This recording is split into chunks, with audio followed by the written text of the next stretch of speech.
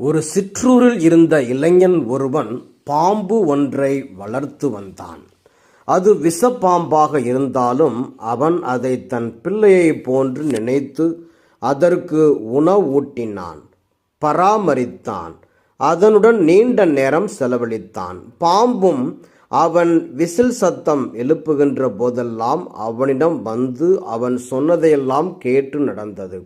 இதனால் அவன் தான் வளர்த்து வந்த அந்த பாம்பை குறித்து பெரிதும் மகிழ்ந்தான். ஒரு நாள் அவன் தான் வளர்த்து வந்த பாம்பை தன் நண்பர்களிடம் காட்டுவதற்காக அதை ஒரு சாக்கு பையில் போட்டுக்கொண்டு அவர்கள் இருந்த இடத்திற்கு சென்றான்.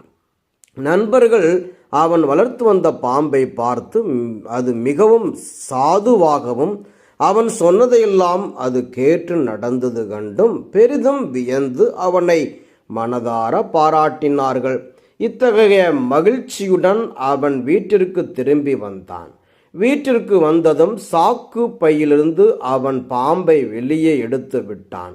அப்போது எதிர்பாராத விதமாக பாம்பு அவனை கொத்தி அங்கிருந்து புதருக்குள் ஒளிந்து கொண்டது. இதனால் விஷம் தலைக்கேறி அவன் இறந்து போனான்.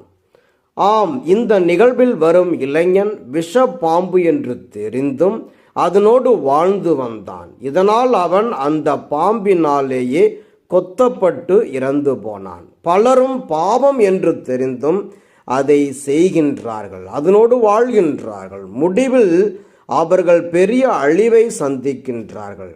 முதல் வாசகத்தில் தாவீது உரியாவின் மனைவியோடு பாவம் செய்ததால் என்ன நடக்கின்றது என்பது பற்றி கூறுகின்றது.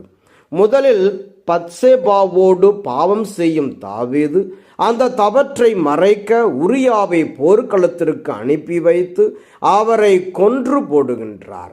இவ்வாறு தாவீது விபச்சாரம், கொலை ஆகிய பாவம் செய்தது மட்டுமல்லாமல் ஆண்டவருடைய கட்டளையை மீறி அவருக்கு எதிராகவும் பாவம் செய்கின்றார். இந்நிலையில் இறைவாக்கினர் நாத்தான் தாவீதின் தவற்றை சுட்டி காட்டுகின்றார்.